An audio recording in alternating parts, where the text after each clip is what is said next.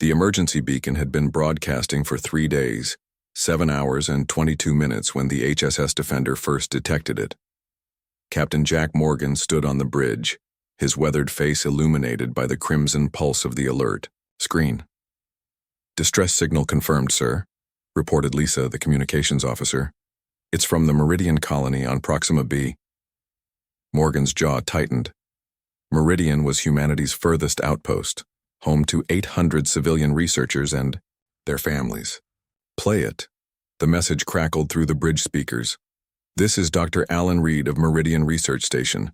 We are under attack by unknown hostiles. They've breached the main dome. They're taking—" A thunderous crash interrupted the transmission, followed by screams and a high-pitched whine before silence engulfed the channel. "How old is this signal?" Morgan asked, his voice dangerously quiet. "Based on light speed calculations, the attack happened 11 days ago, sir." Morgan's fist came, down hard on the console. "Set course for Proxima B, maximum speed, alert fleet command." Within hours, 17 human vessels were converging on Meridian from across the sector. The Vega Trade Commission inquired about the sudden movement of military ships. The Arcturian embassy requested clarification on the heightened alert status. Both received the same terse reply: human internal matter. The HSS Defender was the first to arrive, dropping out of FTL on the dark side of Proxima B. Morgan ordered silent running as they approached the colony. What they found was devastation. The habitat domes were shattered, research facilities reduced to twisted metal. Scans detected no human life signs. The recovery teams, moving through the wreckage in their armored suits, found only empty living quarters. No bodies, no survivors. "They took them all," Lieutenant Ben reported, his voice hollow as he transmitted footage back to the bridge. "Every last person." His helmet cam panned across a child's room, a stuffed elephant lying abandoned on the floor, a half-eaten meal still on a table. "They came during dinner time." In the central lab, they found something else. Alien technology, deliberately left behind. A holographic projector activated as the team approached, displaying a tall insectoid creature with multiple limbs and compound eyes. "Humans," the translation matrix interpreted. "Your specimens have been collected for study. Their biological properties are of interest to the collective. Do not interfere. This sector now belongs to us." The message repeated then showed coordinates of the next planned collection site, another human colony with a population of 3,000. Morgan's orders were simple. Send everything.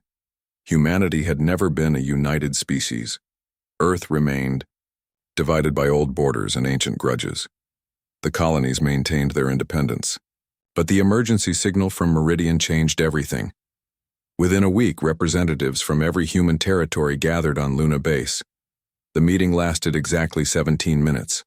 For the first time in history, humankind voted unanimously. "We are at war," announced the United Earth spokesperson. "Not for territory, not for resources, not for ideology, but for our right to exist." The collective had misjudged humans. They had studied human technology, human biology, human settlements. But they had failed to understand human nature. They didn't understand what happened when you threatened a human child. They didn't understand that humans, unlike most species, didn't flee from predators. They hunted them. They didn't understand that humans, when cornered, didn't surrender. They fought harder. The alien vessels encountered the first human resistance at New Horizon Colony. They expected an easy harvest. Instead, they found a fleet of 93 ships ranging from military destroyers to retrofitted mining vessels, all armed and waiting. "This is Admiral Tom Davis of the United Human Fleet," came the transmission. "Return our people, leave our space, and we will allow you to live." The collective responded by opening fire. What followed was not a battle but a slaughter. The collective ships, technologically superior but drastically outnumbered, were surrounded and systematically disabled. Human boarding parties stormed each vessel, fighting through corridors and chambers in brutal close-quarters combat. They found 300 Meridian colonists in stasis pods. The rest had already been transported deeper into collective space. Captured collective commander, its exoskeleton cracked and leaking fluid, seemed genuinely confused as it was interrogated. "Why such violence?" it chittered. "We gave you the honor of contributing to our knowledge." "Where are the rest of our people?" demanded the interrogator. "Processing centers. Being studied. Their young are particularly interesting to us." The interrogation recording was broadcast to every human settlement. Enlistment centers couldn't process volunteers fast enough. Factories that had manufactured household goods now produced weapons. Research labs focused solely on reverse engineering collective technology. 6 months later, the human fleet arrived at the first collective homeworld. It wasn't just military vessels anymore. There were hospital ships, construction crews, civilian transports. This wasn't a raiding party. It was a migration. "We've come for our people," was the only warning given before the human armada descended. The collective had never faced a species like humanity before. One that would cross galaxies not for conquest, not for resources, but for their own kind. One that grew stronger, not weaker when threatened. One that didn't know when to give up. By the time the Meridian survivors were rescued from the processing centers, 7 collective worlds had fallen. By the time the last human child was recovered, the collective government was suing for peace. The terms were non-negotiable.